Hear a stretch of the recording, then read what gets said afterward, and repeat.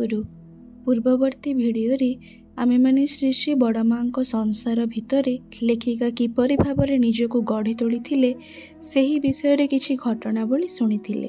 ଆସନ୍ତୁ ଆଜି ଶ୍ରୀ ଶ୍ରୀ ବଡ଼ମାଙ୍କ ସାଂସାରିକ ଜୀବନର କିଛି ଅମୃତମୟ ଘଟଣାବଳୀ ଶୁଣିବା। ପାବନାର ହିମାୟତପୁର, ପ୍ରତାପପୁର, କାଶୀପୁର ଓ ନାଜିରପୁରର ଜମିରେ ଦୁଇ ପ୍ରକାରର ଧାନ ହୁଏ, ଆଉଶ ଧାନ ଓ ଆମନ ଧାନ। ଆଉଶ ଧାନ ବର୍ଷା କାଳର ଫସଲ, ଆଉ ଆମନ ଧାନ ହେମନ୍ତ କାଳର ଫସଲ। ଆଉଶ ଧାନର ଚାଉଳ ମୋଟା, ଅଳ୍ପ ଲାଲ। ଚାଉଳ ଫୁଟିବା ପାଇଁ ଅନେକ ସମୟ ଲାଗେ। ଶ୍ରୀ ଶ୍ରୀ ଠାକୁର ଆଉଶ ଚାଉଳର ଭାତ ଖାଇବା ପାଇଁ ଖୁବ୍ ଭଲ ପାଆନ୍ତି।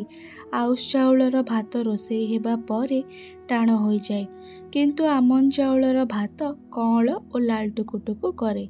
ମୋତେ ଆଉଶ ଚାଉଳର ଭାତ ଖୁବ୍ ଟାଣ ଲାଗେ। ଆମ୍ଭେମାନେ ଯେତେବେଳେ ଭାତ ଖାଉ ସେତେବେଳେ ଭାତ ଥଣ୍ଡା ହୋଇ ଆହୁରି ଟାଣ ହୋଇଯାଏ। ପ୍ରଥମେ ପ୍ରଥମେ ମୋ ପକ୍ଷରେ ଭାତ ଗାଳିବା କଠିନ ହୋଇଯାଏ, କାରଣ କଲିକତା ସହରରେ ସେତେବେଳେ ବରିଶାଲର ବାଲାମ ଚାଉଳର ଭାତ ଖାଇବାରେ ଅଭ୍ୟସ୍ତ ଥିଲି। ସେତେବେଳେ ବାଂଲାଦେଶ ଭାଗ ହୋଇନି। ପ୍ରଥମେ ପ୍ରଥମେ ଖାଇବାରେ କଷ୍ଟ ହେଲେ ମଧ୍ୟ ଆସ୍ତେ ଆସ୍ତେ ଆଉ କଷ୍ଟ ହୁଏନା, ଅଭ୍ୟାସ ହୋଇଯାଇଥିଲା। ସେଠାକାର ମୁଗ ଖୁବ୍ ଭଲ ଏବଂ ପ୍ରଚୁର ଫସଲ ଫଳେ। ଡାଲି ରୋଷେଇ କରି ଘାଣ୍ଟିଲା ବେଳେ ଡାଲିର ସୁଗନ୍ଧ ବହୁ ଦୂରରୁ ପାଇ ହୁଏ। ସେତେବେଳେ ଆନନ୍ଦ ବଜାରରେ ମୁଗ ଡାଲି ଓ ଆଉଶ ଚାଉଳର ଭାତ ପ୍ରତିଦିନ ହିଁ ରୋଷେଇ ହୁଏ। ଶ୍ରୀ ଶ୍ରୀ ବଡ଼ମାଙ୍କ ଘରେ ଅନେକ ଲୋକ ଖାଇବା ପିଇବା କରନ୍ତି। ଶେଷ ଆଡ଼କୁ ଭାତ କମ୍ ପଡ଼ିଗଲେ ପାଖରେ ହିଁ ଆନନ୍ଦ ବଜାର ଥିଲା, ସେଠାରୁ ହିଁ ଭାତ ଅଣାଯାଏ। ଶ୍ରୀ ଶ୍ରୀ ଠାକୁରଙ୍କ ପ୍ରସାଦ ଥରେ ରୋଷେଇ ଘରେ ରଖା ହେଲା ପରେ ପୁଣି ଥରେ ନୂତନ କରି ଭାତ ରୋଷେଇ କରା ହେଉନଥିଲା। ଶିଷ୍ୟମାନେ ଯେଉଁମାନେ ଶ୍ରୀ ଶ୍ରୀ ବଡ଼ମାଙ୍କ ଘରେ ଖାଆନ୍ତି ସେମାନେ ପ୍ରତ୍ୟେକେ ହିଁ ଖାଇବା ପରେ ନିଜର ଉଚ୍ଚିଷ୍ଟ ଥାଳି ନିଜେ ଧୋଇ ରଖିଯାଆନ୍ତି, ଆଉ ଖାଇବାର ଉଚ୍ଚିଷ୍ଟ ଜାଗାଟି ଧୋଇ ଦିଅନ୍ତି। ଏହାର ଅନ୍ୟଥା କୌଣସି ଦିନ ହିଁ ହୁଏ ନାହିଁ। ପ୍ରତ୍ୟେକଙ୍କୁ ଦିନରେ ଦହି ଓ ବତାସା, ଆଉ ଫଳ ବେଶୀ ଥିଲେ ସେଓ କାଟି ଦିଆଯାଏ। ଆମ୍ବ ଦିନରେ ତ ଆମ୍ବ ଓ କଦଳୀ ଦିଆ ହୁଏ ହିଁ, ଆଉ ରାତିରେ ବାତାସା ଦେଇ କ୍ଷୀର ଫୁଟାଇ ଖାଇବା ଶେଷରେ ସମସ୍ତଙ୍କୁ ଆଞ୍ଜୁଳାଏ କ୍ଷୀର ପ୍ରତ୍ୟେକ ଦିନ ହିଁ ଦିଆଯାଏ।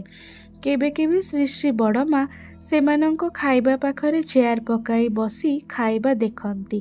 ସମସ୍ତଙ୍କ ଖାଇବା ଶେଷରେ ଶ୍ରୀ ଶ୍ରୀ ବଡ଼ମା ଆମମାନଙ୍କୁ ସମସ୍ତଙ୍କୁ ନେଇ ଏକା ସାଙ୍ଗରେ ଖାଇବାକୁ ବସନ୍ତି। ସେତେବେଳେ ପୁଅ ଝିଅ ସମସ୍ତଙ୍କର ଖାଇବା ଆଗରୁ ହିଁ ଶେଷ ହୋଇଯାଇଥାଏ।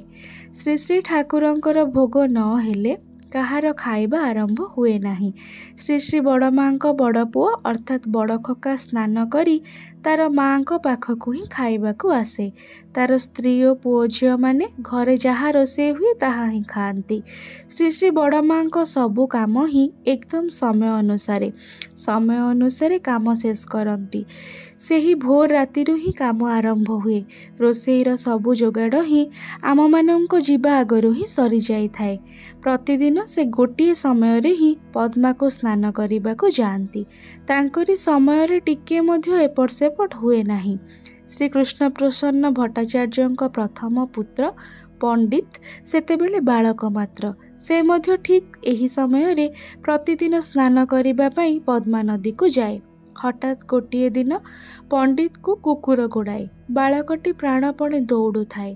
କୁକୁରଟା ଯେପରି ଦୌଡ଼ୁଛି ବାଳକଟି ମଧ୍ୟ ସେପରି ଦୌଡ଼ୁଛି। ସେତେବେଳେ ଶ୍ରୀ ଶ୍ରୀ ବଡ଼ମା ଏହି ଦୃଶ୍ୟ ଦେଖି ଚିତ୍କାର କରି କହିଲେ, ରହ ରହ, ଆଉ ଦୌଡ଼ନି।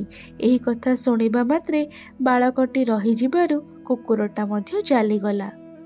ଶ୍ରୀ ଶ୍ରୀ ଠାକୁରଙ୍କର ଭୋଗର ପରେ ସେହି ପତ୍ରରେ ହିଁ ଶ୍ରୀ ଶ୍ରୀ ବଡ଼ମା ଭାତ, ଡାଲି, ସବୁ ପ୍ରକାର ତରକାରୀ ଦେଇ ଏବଂ ଶ୍ରୀ ଶ୍ରୀ ବଡ଼ମାଙ୍କ ନିଜ ହାତରନ୍ଧା ଡାଲଫେଲାନି ଦେଇ ଭାତ ଗୋଳାଇ ସମସ୍ତଙ୍କୁ ପ୍ରସାଦ ବିତରଣ କରନ୍ତି। ତାଙ୍କରି ହାତର ବଡ଼ ଏକ ମୁଠା ପ୍ରସାଦ ଖାଇ ପେଟ ଭରିଯାଏ। ସେତେବେଳେ ବିହାରର ଯଜ୍ଞେଶ୍ୱର ଝା ନାମରେ ଜଣେ ବ୍ରାହ୍ମଣ ରୋଷେଇ କରନ୍ତି। ଦରକାର ପଡ଼ିଲେ ଶ୍ରୀ ଶ୍ରୀ ବଡ଼ମାଙ୍କୁ ମଧ୍ୟ ରୋଷେଇ କରିବାକୁ ହୋଇଛି। ଶ୍ରୀ ଶ୍ରୀ ବଡ଼ମାଙ୍କ ହାତରନ୍ଧା ମଞ୍ଜା ତରକାରୀ ଖାଇଛି। ମଞ୍ଜା ଯେପରି ସେ କାଟନ୍ତି ସେପରି ରାନ୍ଧନ୍ତି ମଧ୍ୟ। ଶ୍ରୀ ଶ୍ରୀ ଠାକୁର ଓ ତାଙ୍କରି ପ୍ରଥମ ପୁତ୍ରର ଅତିଶୟ ପ୍ରିୟ ତରକାରୀ। କିଛି ଦିନ ଶ୍ରୀ ଶ୍ରୀ ଛୋଟ ମା ମଧ୍ୟ ନିୟମିତ ପ୍ରତିଦିନ ରୋଷେଇ କରୁଥିଲେ। କାଜଲ ଅର୍ଥାତ୍ ଶ୍ରୀ ଶ୍ରୀ ଠାକୁରଙ୍କ ଛୋଟ ପୁଅର ଜନ୍ମ ହେବା ପରେ ଆଉ ରୋଷେଇ କରନ୍ତିନି। ତାଙ୍କରି ହାତ ରନ୍ଧା ମଧ୍ୟ ବେଶ୍ ଭଲ ଥିଲା।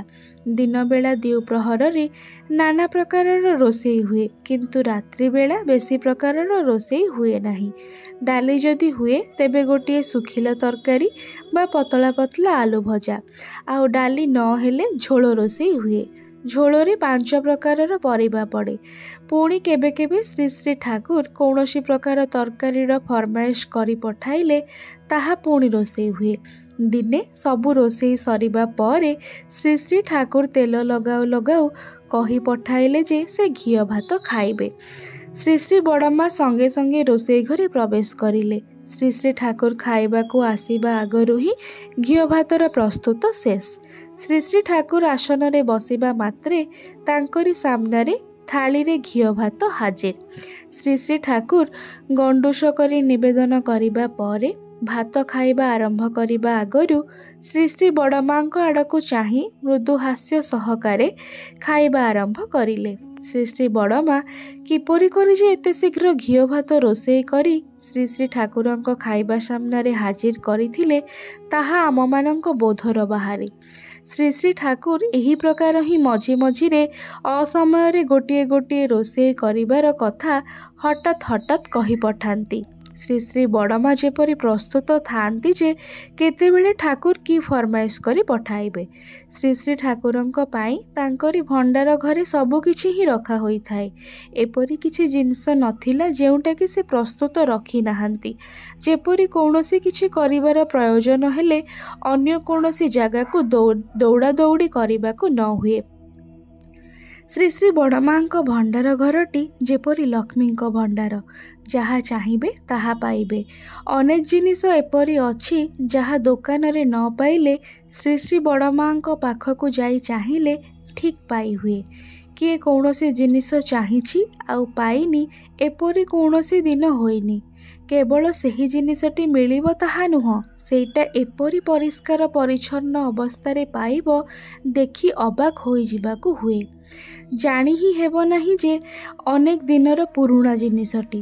ଶ୍ରୀ ଶ୍ରୀ ବଡ଼ମାଙ୍କ ଅଭ୍ୟାସ ଥିଲା ଜିନିଷଗୁଡ଼ିକ ପ୍ରାୟ ଦେଖିବା, ଝାଡ଼ଝୁଡ଼ି କରିବା, ଖରାରେ ଶୁଖାଇ ବାଛି ରଖିବା ଇତ୍ୟାଦି।